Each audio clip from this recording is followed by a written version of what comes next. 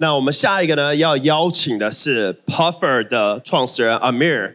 那大家如果不知道 Puffer 的话呢 ，Puffer 其实他要做的就是 LRT 协议，然后呢，他们的投资方呢有像是这个 Franklin Templeton、富达，然后呢币安，对，然后呢他们也解决了非常多的关于流动性的问题，因为我们知道其实在以太坊上面有非常多的这些 L2， 然后这些 L2 呢其实已经把这些流动性给碎片化。那所以 Puffer 他要做的事情就是说 ，OK， 我要如何呢用以太坊的安全性还有 LST 来解决这些流动性碎片化的问题，所以他们提出了 Unify 叫 Base Rollup。那我们来邀请 Puffer 创始人 Amir，Let's welcome Amir from Puffer. Armed.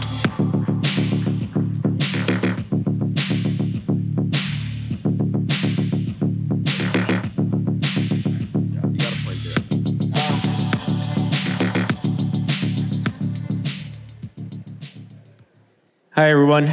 It's good to be back in yet another Mrblock Summit. I think everyone here have heard about Puffer thanks to Mrblock. You might have heard about Puffer a little too much, maybe every day. It's been 3 years. It's been a great journey for us to get here, and it's good to see like all of you guys again. We're yet going to talk about another innovation, another breakthrough that Puffer has made through the past few years, and we're going to present it. Hope you guys have fun. What we're talking about is this future of Ethereum. I think we have been bull speaking about Ethereum for way too long, and it's about time that Ethereum performed the way that we want it. Now we can proudly say what we have so far powered Ethereum to do and what we're going to do in our future plans. Just a refresher to what Puffer is, what we did.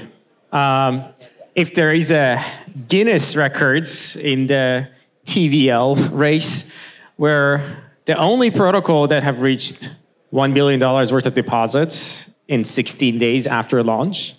You can see we're on top. The next after is Athena, Yearn Fidelity, etc. We have a very mixed backing of crypto natives and also American institutions that is going to come up in the future talk that I'm going to give. So the 3 pillars of Puffer today, the 3 products that you might have heard of or that are in the works that you're a user of, are our LRT, which is our initial product. You might have interacted with it, you might have farmed it, you might have taken advantage of its yield. We then launched our base rollup, which is Puffer Unify, and the Unify AVS itself that is powering the 1 microsecond transactions that are coming up to Ethereum at your home very soon. Now we all know the world is moving into Ethereum. Even people are kind of going lower on their BTC holdings and getting onto Ethereum. They're catching up. They're catching up on the programmable money. They're catching up on the money, on the asset that can do things for them, that can generate yield, that can be used on-chain in a smart contract to make a deal with someone else across the globe, that can be used for better P2P transactions. And I have proof for that. You can see with the rise of the DATs, right now almost 3 million ETH, which is north of $12 billion, in matters of months. From June 25th all the way to today, which is few months, it's less than 4 months, there has been 3 million ETH accumulated by new institutions. This is the net inflow from Wall Street, from all the big asset holders in America. You want to see more proof? On the ETF and ETPs, Ethereum is killing other industries in net inflows.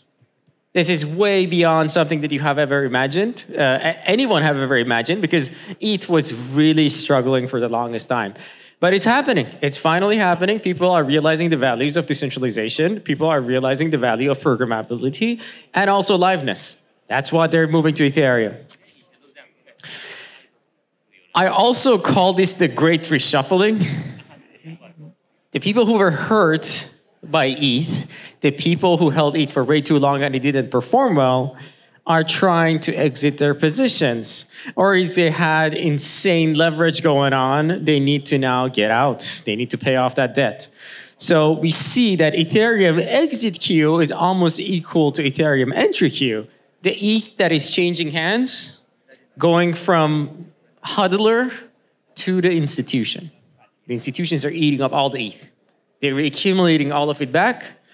The people who didn't believe anymore are exiting their ETH positions. That's why you see this insane validator queue, which the entry queue is equal exit queue. Well, last piece of my proof that Ethereum is totally killing it and it's going to become the future liquidity hub for the world of finance is the amount of stablecoins that sits on Ethereum. We're closing to $160 billion worth of stablecoins. This is essentially more than many banks combined right now. The amount of like US dollars that sits on Ethereum aside from ETH itself. What happens to all these assets? Like, well, ETH needs utilization, you need staking, you need looping, you need LSD, LRTs, or you want to use ETH as collateral. What happens to the stablecoins? You want to borrow, you want to play in the perp dexes or dexes itself, you want to have payment rails, and you're looking for yield. Now, like, I want to chat like where Puffer comes in. We now proved that Ethereum is going to become the liquidity hub. It's going to become the liquidity hub, the future of the finance. But where does Puffer come in? We recently have launched Puffer Institutional. This is that one leg of your ETH utilization, but in a much more controlled manner. Not everyone is comfortable with mixing up their assets or their user funds, let's say on a centralized exchange. With other LSD holders, they want to have a more self-custodial environment for this. That's where we onboarded them to Puffer Institutional. Very soon, we're going to announce some of the hedge funds and also centralized exchanges that are going to start offering the ETH yield to their users directly through Puffer Institutional. You can think of it as a mini Puffer specifically built to be custodied by the institutions themselves. Now, on the side of the hub of liquidity itself, we did even more. We call Puffer all you need to go on-chain in one place for institutions. Institutions are going to trust to hold their assets on Ethereum mainnet. There's no doubt about that. It's so hard to trust now a centralized L2 to be like, oh, I'm a DAT, I'm holding hundreds of millions of dollars, I'm going to trust this one L2 to go do all my transactions on or have my assets there. Currently, of course, because of the bad UX, it takes you many days to get out of a chain.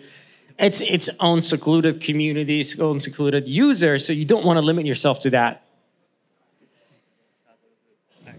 That's why we do believe that developers should start looking into Unify, where we take in the fragmentation out of the equation. There is no more disconnectivity between Ethereum and these rollups. And that's where, for the first time, now we're introducing Puffer Pro Max. It is a version of Puffer Unify based rollup that is designed specifically for institutions. It's a custom execution environment, or we call it the private execution environment, that is specifically curated for institutions. They can do all their app-specific activity while remaining interconnected to the Ethereum chain itself. What is it powered by? It's powered by Puffer and Ethereum validators and Ethereum block builders, the Gattaca team as well. Currently, they're building half of the blocks on Ethereum, and they're going to be in charge of building the blocks of this rollup that is interconnected with all the rest of Ethereum. It's going to have the ability to deliver gigagas, 300,000 TPS on Ethereum. No more fancy EVMs, no more fancy re-innovations. What you already trust on Base, on Coinbase that you use today, you're now getting the Pro Max version of it. You're getting all the upgraded version of it where you don't have to wait for withdrawals or anything else.